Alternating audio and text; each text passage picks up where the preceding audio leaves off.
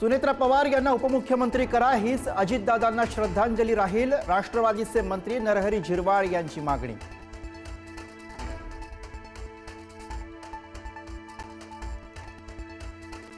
सुनेत्रा पवारांनी उपमुख्यमंत्री व्हावं यासाठी राष्ट्रवादीच्या सर्व मंत्र्यांचा आग्रह. सूत्रांची माहिती. प्रफुल्ल पटेलांनी सुनेत्रा पवारांची भेट घेतल्याची माहिती. लवकरच विधिमंडळ पक्षाच्या बैठकीत विधिमंडळ पक्षाचा नेता ठरवला जाणार.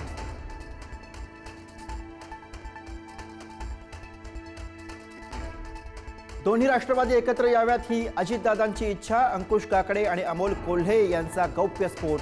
शरद पवारांच्या वाढदिवशीच एकत्रीकरण होणार होतं, पण कुठे माशी शिंकली माहीत नाही. अजितदादांनी केलं होतं विलिनीकरणावर भाष्य.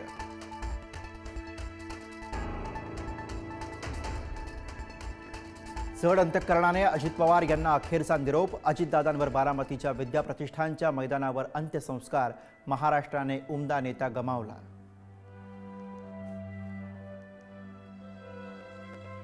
अजित पवारांच्या अंत्यविधीवेळी पवार कुटुंबीय भाऊक. सुनेत्रा पवारांच्या अश्रूंचा बांध फुटला. मुलगा पार्थ पवार आणि जय पवारांना अश्रू अनावर.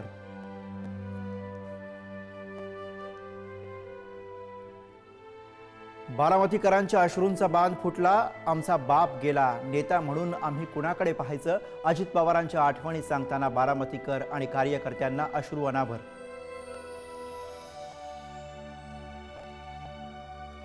दादांची वेळ चुकली म्हणत लाडक्या नेत्याला निरोप देताना कार्यकर्त्यांना अश्रू अनावर. अजितदादांच्या अंत्यसंस्कारासाठी लोटला जनसागर.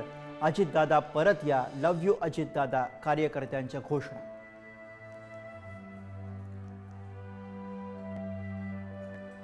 अजित पवारांच्या अंत्यसंस्काराला दिग्गज नेत्यांची हजेरी. केंद्रीय मंत्री अमित शहा यांनी पुष्पचक्र अर्पण करून वाहिली श्रद्धांजली.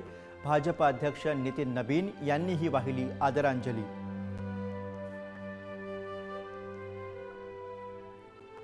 मुख्यमंत्री देवेंद्र फडणवीस आणि उपमुख्यमंत्री एकनाथ शिंदेंची अजित पवारांना श्रद्धांजली. साथीदाराला निरोप देताना फडणवीस आणि शिंदे भाऊक. अजित पवारांच्या अंत्यविधीला पुढारीचे चेअरमन आणि समूह संपादक डॉक्टर योगेश जाधव यांची उपस्थिती. अपघाताच्या आदल्या दिवशी झालेली भेट ठरली अखेरची. पवार कुटुंबियांची भेट घेत केलं सांत्वन.